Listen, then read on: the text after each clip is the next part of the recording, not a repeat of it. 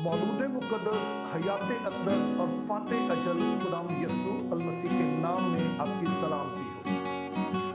यसू मसीह को इब्ने मरियम कहा जाता है। ये बात इस लिहाज से अहम है कि आज जब हम एक बहुत मॉडर्न एज में रह रहे हैं, तो आज भी जो किसी का नाम है वो उसके वालिद की वजह से जाना जाता है। लेकिन यसू मसीह इस कायनात में वाहिद हैं कि जिनकी पहचान उनकी वालदा है, यानी एक खातून के नाम से वो जाने जाते हैं। यूं हम देखते हैं कि यसू मसीह की पैदाइश ही से खवातीन को वो मुकाम मिला जिसकी वो हकदार है, बराबरी की जो वो हकदार है उसका वो मुकाम दिया गया। और ये ऑब्जर्वेशन सिर्फ पेश खैमा है उस बहुत सारी ताजीम की जो यसू मसीह की जिंदगी में और यसू मसीह के वसीले से खवातीन को जो है वो मिली। तो हमारा फॉर्मेट ऐसा है कि हम इस पर बहुत डिटेल में बात नहीं कर सकते हैं, क्योंकि ये सिर्फ हमारे पास 7-8 मिनट होते हैं जिसमें पूरे का पूरा आर्गूमेंट कंक्लूड करना होता है। तो इसलिए मैं सिर्फ यसू मसीह की जिंदगी के 3 पहलुओं को लूंगा जो बहुत अहम है, और उसमें हम देखेंगे कि फिर खवातीन को किस तरह से इज्जत और ताजीम जो है वो दी गई है। तो किसी भी शख्स की जिंदगी के 3 पहलू होते हैं जो बड़े अहम होते हैं। पहला जो पहलू है वो उसकी पैदाइश है, दूसरी जो उसकी अडल्ट लाइफ है, यानी वो जिंदगी जिसमें वो अपना कामकाज करता है, और तीसरा हिस्सा होता है किसी शख्स की मौत। अब यसू मसीह के इन तीनों पहलुओं का हम जायजा लेंगे और देखेंगे कि किस तरह से इन तीनों पहलुओं में खवातीन ने किरदार अदा किया, और फिर उसे बड़ी एहतियात के साथ अनाजील में महफूज किया गया, जिसका मकसद ये था कि हम समझ सकें कि यसू मसीह के नज़दीक खवातीन का क्या मुकाम है, और इसी तरह से हम भी उन्हें वो इज्जत और तकरीम जो है वो दे सकें।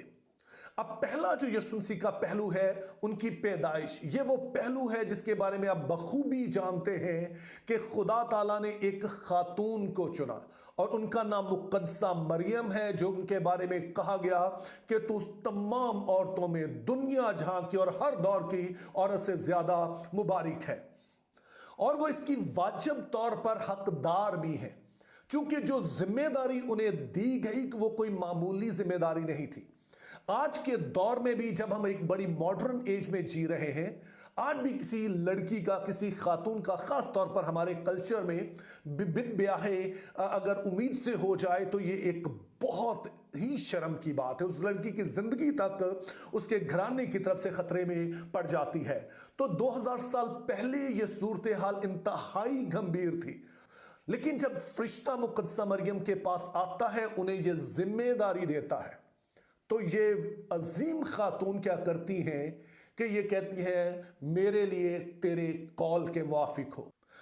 यूं खुदा की फरमाबरदारी में अगर यस्सु के कोई करीब तरीन आता है तो वो कोई दूसरा नहीं बल्कि उनकी मां मुक़द्दसा मरियम है। इसीलिए वो इज्जत के लायक हैं, और उनकी इस खिदमत का अजर ये है कि दुनिया के आखिर तक उनको हमेशा इज्जत से याद किया जाएगा, और यूं वो खवातीन के मुकाम को एक नए ही दर्जे तक ले गई। अब यसू मसीह की जिंदगी का दूसरा अहम पहलू जो है वो उनकी खिदमत है। तो आमतौर पर आपने जिक्र सुना होगा कि जो यसू मसीह के 12 रसूल थे वो उसके साथ रहते थे, और हम सोचते हैं कि शायद वही खिदमत अंजाम देते थे। लेकिन जब आप पूरी स्टोरी को पढ़ते हैं और जरा बगौर जायजा लेते हैं तो खवातीन का बहुत ज्यादा किरदार जो है वो बताया। और जैसे मैंने कहा कि मैं बहुत कुछ तो इस वक्त नहीं बता पाऊंगा, लेकिन एक सिर्फ मैं आपको वाकया बताता हूं कि जिसमें आप जान पाएंगे कि यसू मसीह के रसूल ही सिर्फ शिव खिदमत नहीं कर रहे थे, बल्कि उनकी खिदमत के पीछे बहुत सारी खवातीन थी। और आइए इस हवाले को पढ़ते हैं। थोड़े अरसे के बाद यूं हुआ कि वो मुनादी करता और खुदा की बादशाही की खुशखबरी सुनाता हुआ शहर शहर और गांव गांव फिरने लगा, और वो 12 उसके साथ थे, और बाज औरतें जिन्होंने बुरी रूहों और बीमारियों से शिफा पाई थी, यानी मरियम जो मगदलीनी कहलाती थी जिसमें से 7 बदरूहें निकली थी, और यूहन्ना हेरोदीस के दीवान खुजा की बीवी, और सुसैना, और बहुतेरी और औरतें भी थी जो अपने माल से उनकी खिदमत करती थी। ये वो हवाला है जिस पर बहुत कम बात की जाती है। यहां पर 2 बातें बहुत इंपॉर्टेंट है।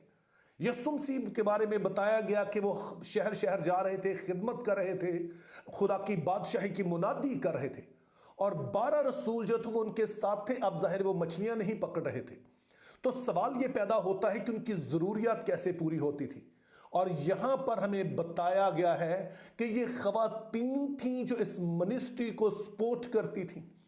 चूंकि जैसा कल्चर आज हमारा है वैसा उस वक्त भी था, शेम एंड ऑनर सोसाइटी थी, तो ख़वातीन ज़ाहिर है यीशु मसीह के और इन शागिर्दों के साथ साथ तो नहीं रह सकती थी, लेकिन वो इस बात को यकीनी बनाती थी कि जब ये खिदमत करने जाते हैं तो वो अपने मालो दौलत से यीशु मसीह की खिदमत में हिस्सा डालती। मैं समझता हूं इससे बड़ी कोई इज्जत नहीं हो सकती है कि हम खुदा को क्या दे सकते हैं। लेकिन ये ख़वातीन को ये इज्जत मिली कि जहां पर रसूल यीशु के साथ थे तो ये घरों में रहकर और जो कुछ भी ये करती थी उसमें से उन्हें सपोर्ट करती, यीशु मसीह की खिदमत को सपोर्ट करती। तो यूं ना सिर्फ हम यीशु की पैदाइश में एक अजीम खातून का रोल देखते हैं, बल्कि यीशु की खिदमत में भी इनका बहुत बड़ा रोल था। दरअसल मैं कहूं कि इनका बराबर का रोल था तो ये कोई बेजाना होगा। और जरा इसमें गौर कीजिए कि यीशु की यहां पर खिदमत का जिक्र है तो 12 रसूलों का, और रसूलों के साथ ही इन खवातीन का जिक्र है। उनके एक तरह से इन्हें हम पल्ला करार दे दिया गया कि अगर उनकी खिदमत जो थी यीशु के साथ रहना था तो खवातीन की खिदमत थी कि ये इस बात को यकीनी बनाएं कि उन्हें किसी चीज की कमी ना आए।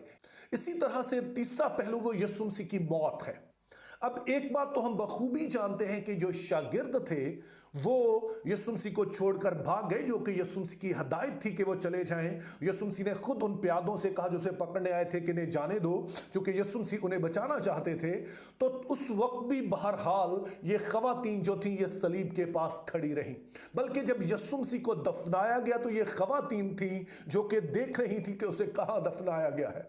आज वो कब्र जो खाली है उसका पता अगर कोई जानता था तो ये खवातीन जानती थी। यही बात मैं शागिर्दों को लेकर भी आई। लेकिन ठहरिए, एक जो बहुत ही अहम बात मैं आपको बताना चाहता हूं। आजकल आप अगर टीवी देखते हैं तो एक दौड़ लगी हुई है कि कौन पहली ब्रेकिंग न्यूज जो देता है, कौन सा टीवी चैनल जो है वो ब्रेकिंग न्यूज किसी तरह की देता है। लेकिन मैं आपको एक बात बताऊं कि दुनिया में इससे बड़ी ब्रेकिंग न्यूज आज तक नहीं बताई गई है कि वो जी उठा है। और जानते हैं ये न्यूज किसने ब्रेक की? ये खवातीन ने ब्रेक की। वो खवातीन जो यीशु की कब्र पर गई थी उन्होंने ये न्यूज ब्रेक की। लेकिन इसमें सबसे अहम बात क्या है? वो ये है कि आज भी दुनिया के बहुत सारे ममालिक ऐसे हैं जहां पर खवातीन की जो गवाही उसको अहमियत नहीं दी जाती है। हत्ता कि जो पाकिस्तान का आइन है, इसका जो कानून शहादत है, उसका जो आर्टिकल 17 है, उसमें बास मामलात में खवातीन की जो गवाही उसे आधा रखा गया है। लेकिन दुनिया की सबसे अहम खबर कि वो जी उठा है, यीशु मसीह ने इन खवातीन के सपुर्द की ताकि वो जाकर दुनिया को बताएं कि जैसा उसने कहा था वो जी उठा है। जब आप इन तीनों बातों का जायजा लेते हैं तो आप समझ सकते हैं कि खुदा ताला ने खास तौर पर यीशु मसीह की जिंदगी में खवातीन के उस किरदार को कभी फरामोश नहीं किया, ना ही उन्हें यह समझा कि वो किसी से कम है। जब मुकद्दसा मरियम को खुदा ने यह जिम्मेदारी दी तो यह किसी भी मर्द की इस्ताअत से बड़ी जिम्मेदारी थी और उन्होंने पूरी की। अगर रसूल यीशु मसीह के साथ साथ खिदमत करते थे तो खवातीन उन्हें फाइनेंशियल सपोर्ट के जरिए से यकीनी बनाती थी कि यह खिदमत चलती रहे। और जब यीशु के जी उठने की बारी आई तो सबसे पहले ये खबर जो है ये इन खवातीन को दी गई। इनके सपुर्द ये काम किया गया कि दुनिया को बताएं कि वो जी उठा है। आज दुनिया भर में विमेंस डे मनाया जा रहा है, लेकिन याद रखिए कि जो इज्जत और तकरीम, जो मुकाम, जो रुतबा हमारे खुदावंद यीशु मसीह ने खवातीन को अता किया है और कभी कोई दे नहीं सका है। और यीशु मसीह के पैरोकार होते हुए हमारा फर्ज है कि हम भी ऐसा ही करें। Think biblically, live purposefully. Have a very good day.